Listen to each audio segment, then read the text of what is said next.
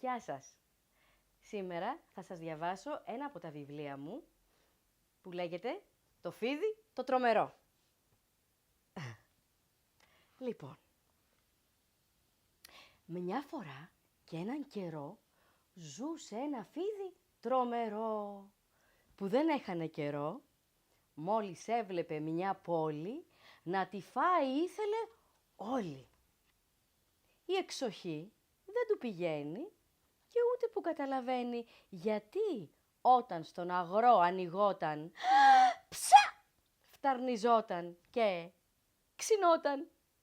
Δρόμο πήρε για την πόλη που το εφοβούνται όλοι.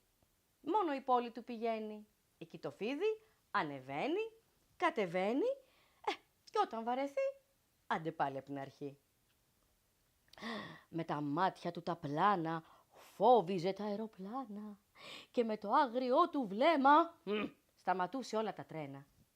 Το φοβόντουσαν τα πλοία, τρέμανε από απελπισία, μη τους δώσει σημασία και τα στείλει στην Ασία. Χάι. Όσο τρώει, τόσο φουσκώνει και έχει γίνει σαν μπαλόνι. Τα σπίτια του έπεσαν βαριά και η κοιλιά του, το πονά. Για να πάει κάτω ο ασβέστης, τα τουβλάκια και ο νεύτης, νερό χρειάζεται να βρει καθαρό για να το πιει. Βλέπει μακριά τη βρύση, τρέχει πριν λιποθυμήσει, μα δεν είδε το ριάκι και δεν πρόσεξε λιγάκι και με ένα γδούπο φοβερό, γκλουπ, πέφτει μέσα στο νερό. Το φίδι τότε στη στιγμή κινδυνεύει να πνιγεί. Βοήθεια! Βοήθεια! Ξάφνου ένας ποντικός που το είδε ευτυχώς, το χοντρό σκοινί του στέλνει και επάνω του το δένει. Οπ! Το τραβάει ο ποντικός. Οπ! Οπ! Πλουπ! Και βγαίνει το φίδι στη στεριά. Μέσωσες ποντίκι από βέβαιο πνιγωμό. Στην υπόλοιπη ζωή μου θα σε ευγνωμονώ. Τι έχει μέσα η κοιλιά σου? Το ρωτάει ο ποντικός. Δεν μου μοιάζεις νηστικός. Ποντίκι, να σου πω, τρώω πλοία, κεραμίδια, τρώω πόλεις και σκουπίδια. Και γιατί τρως την κάθε πόλη? Θες να σε φοβούνται όλοι? Για αυτή σου τη συνήθεια χρειάζεσαι βοήθεια. Μπορεί να είμαι ποντικός, είμαι όμως λογικός. Μια και δυο παίρνει τα μάξι, την κοιλιά του να κοιτάξει, να τη δείξει στον γιατρό, να του δώσει γιατρικό. Ο γιατρός το εξετάζει, να το πείσει δοκιμάζει, τις συνήθειες να αλλάξει, μήπως και αυτό το φτιάξει.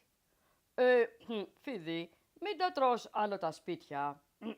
Φάε πατάτες, κολοκύθια. Σου το λέω σαν γιατρός επειδή είμαι ειδικός.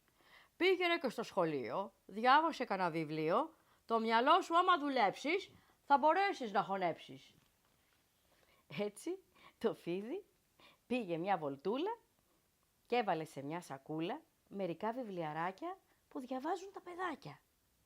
Μπήκε στη βιβλιοθήκη, χώθηκε σε μία θήκη, κάθισε για να διαβάσει και την πείνα να ξεχάσει. Παιδιά, διάβασε όλα τα βιβλία, μέχρι που το έπιασε μανία. Μετά πήγε στο σχολείο, έκατσε σε ένα θρανείο και μελέτησε καλά κι άλλα βιβλία, σοβαρά. Μετά το μεσημέρι είχε γίνει πια ξεφτέρι.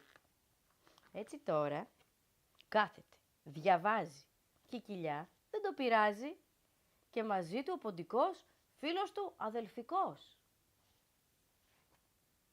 Άραγε πώς να του φαίνεται τώρα αυτή η πόλη?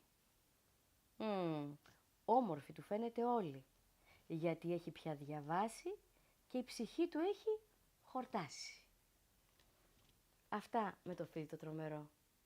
Σας φιλώ, θα τα πούμε σύντομα. Γεια σας.